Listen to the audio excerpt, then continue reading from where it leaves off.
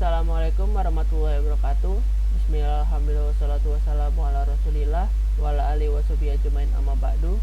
Perkenalkan, saya Adam Hanis Sabarto, mahasiswa Universitas Mercu Buana, jurusan Teknik Informatika dengan NIM 415182100065. Pada kesempatan kali ini, saya akan membuat video Q&A Deep Learning untuk melengkapi tugas besar 1 yang diberikan pada mata kuliah Deep Learning yang diajarkan oleh Bu Vina Ayumi, Eskom Mkom. Jadi mari kita mulai. Soal yang pertama yaitu jelaskan ciri utama algoritma machine learning. Ada 4 yang saya ketahui. Yang pertama, kemampuan untuk melakukan visualisasi data otomatis.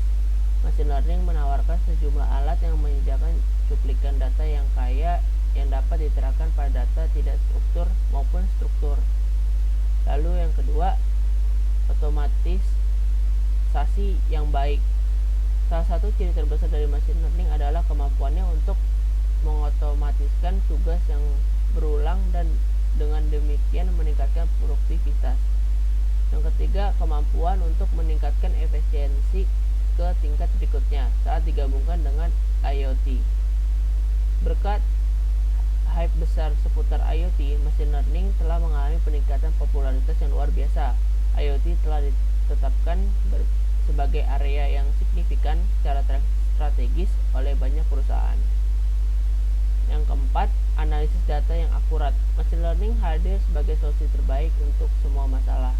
Dengan ini, machine learning menawarkan alternatif yang efektif untuk menganalisis data dalam jumlah besar. Jadi kita terbantu dengan adanya machine learning ini. Lalu soal nomor 2, apa yang mempengaruhi kinerja machine learning? Ada 4 juga yang saya ketahui. Yang pertama, pemilihan model yang di-training untuk melakukan pemetaan dari data ke label. Yang kedua, pemilihan nilai hyperparameter atau parameter internal dari algoritma pembelajaran. Yang ketiga, nilai awal parameter model. Yang keempat, jumlah atau kualitas data training yang dipergunakan untuk mengaproksimasi fungsi target. Lalu ke soal nomor 3, apa definisi dari supervised dan unsupervised learning?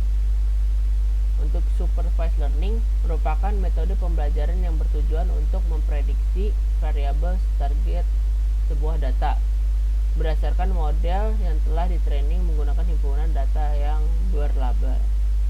Lalu untuk unsupervised learning merupakan metode pembelajaran mempergunakan sejumlah contoh data tanpa label.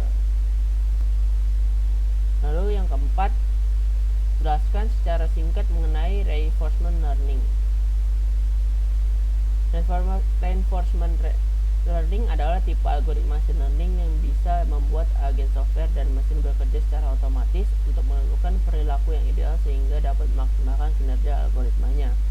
Metode ini mengintegrasikan metode pembelajaran dengan sebuah aplikasi yang memberikan umpan balik bagi setiap keputusan yang telah diambil. Dengan mekanisme ini, maka algoritma pembelajaran akan belajar dari kesalahan dalam membuat keputusan.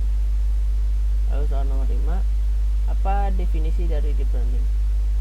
Deep learning adalah seperangkat algoritma dalam machine learning yang berusaha belajar dari dalam berbagai level sesuai dengan tingkat abstraksi yang berbeda dan merupakan sebuah metode pembelajaran terhadap data yang bertujuan untuk membuat representasi data secara bertingkat menggunakan sejumlah layer pengolahan data.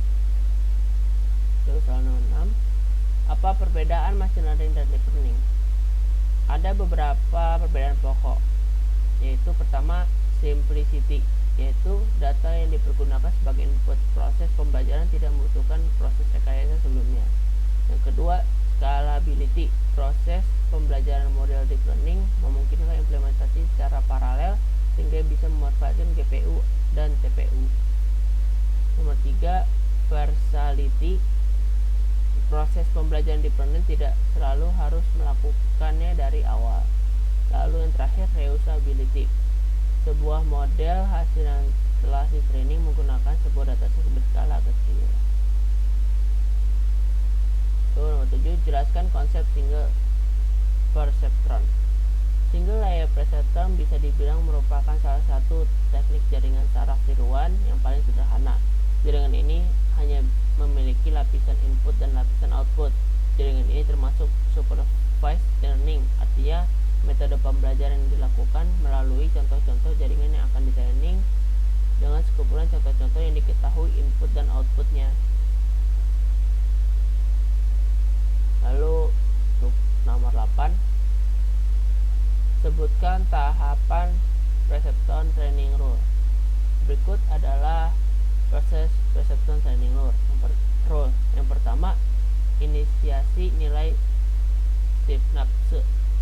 Weight bisa random ataupun dengan aturan tertentu. Untuk heuristik aturan inisiasi ada baiknya membaca buku referensi. Nomor 2, lewatkan input pada neuron, kemudian kita akan mendapatkan nilai output. Kegiatan ini disebut feed forward. Nomor 3, nilai output tersebut dibandingkan dengan desired output. Yang keempat, apabila nilai output sesuai dengan desired output, hitungan nilai error kemudian dilakukan perubahan terhadap parameter. Yang kelima, ulangi langkah-langkah yang di atas sampai tidak ada perubahan nilai error. Lalu nomor 9, apa yang dimaksud dengan likelihood function di Bayesian probability? Yang dimaksud dengan likelihood function di Bayesian probability adalah mendeskripsikan peluang data untuk asumsi atau pengetahuan tentang X yang berubah-ubah. X itu sebagai parameter yang dapat diatur. Function ini dapat mengkoreksi pendapat akhir untuk mengambil keputusan. Soal nomor 10, jelaskan mengenai univariate dan multivariate Gaussian. Univariate Gaussian didefinisikan sebagai distribusi yang hanya melibatkan satu variabel acak. Misalkan kita ingin memodelkan distribusi pengambilan aset seperti kepemilikan saham. Model seperti itu akan menjadi distribusi univariate. Multivariate Gaussian adalah distribusi Gaussian yang bergantung pada lebih dari satu random variabel. Soal nomor 11, jelaskan perangkat keras yang digunakan untuk pengolahan data dan penggunaan deep learning. Perangkat keras tersebut menggunakan GPU atau Graphic Processing Unit dan TPU atau Tensor Processing Unit. GPU dan TPU merupakan unit pemrosesan data di dalam perangkat keras komputer yang memungkinkan operasi matriks dilakukan dengan lebih cepat. Lalu yang ke-12, menurut saya tools atau software apa yang mudah digunakan untuk deep learning? Menurut saya tools atau software yang mudah digunakan untuk deep learning adalah sebagai berikut, yaitu Keras dan H2O.ai. Soal 13, sebutkan contoh dataset yang dapat diolah dengan deep learning. Contohnya itu seperti ImageNet, OpenImage, iSet, atau a large scale dataset for instance segmentation in aerial image. Nomor 14, apa yang dimaksud dengan activation function? Activation function adalah merupakan sebuah komponen model yang memungkinkan model deep learning agar dapat memprediksi fungsi pemetaan data terhadap variabel target yang bersifat non-linear. Soal 15, apa yang dimaksud dengan fungsi objektif? Fungsi objektif adalah sebuah persamaan matematika yang digunakan untuk mengukur secara kuantitatif kinerja sebuah model machine learning dalam mengalokasi sebuah fungsi yang memetakan atribut data input terhadap atribut label. Nomor 16, sebutkan formula yang digunakan untuk validasi model deep learning. Yang pertama ada mean error atau ME, lalu mean percent error atau MPE, lalu ada mean absolute error atau MAE, mean absolute percent error atau MAPE, lalu ada atau MSE, root mean square error RMSE, dot mean square percent error atau RMSPE. Terus soal 17, apa tujuan dari pembelajaran training pada pemrosesan data? Tujuannya adalah untuk memproses data mentah menggunakan komputer untuk mendapatkan output yang diinginkan. Data tersebut dapat diolah baik secara manual maupun otomatis. Lalu soal nomor 18, apa yang dimaksud dengan steepest gradient descent?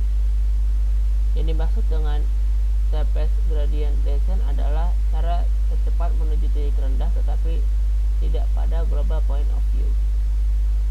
Lalu nomor 19, jelaskan mengenai lokal minima. Lokal minima adalah nilai minimum pada suatu daerah lokal saja. Lalu soal yang terakhir yaitu apa yang dimaksud dengan gradien. Gradien merupakan nilai kemiringan atau kecondongan suatu garis yang membandingkan antara komponen Y atau ordinat dengan komponen X absis. Gradien mempengaruhi terhadap serangkaian parameter terhadap inputnya. Semakin banyak gradien maka semakin curam pula lerengnya.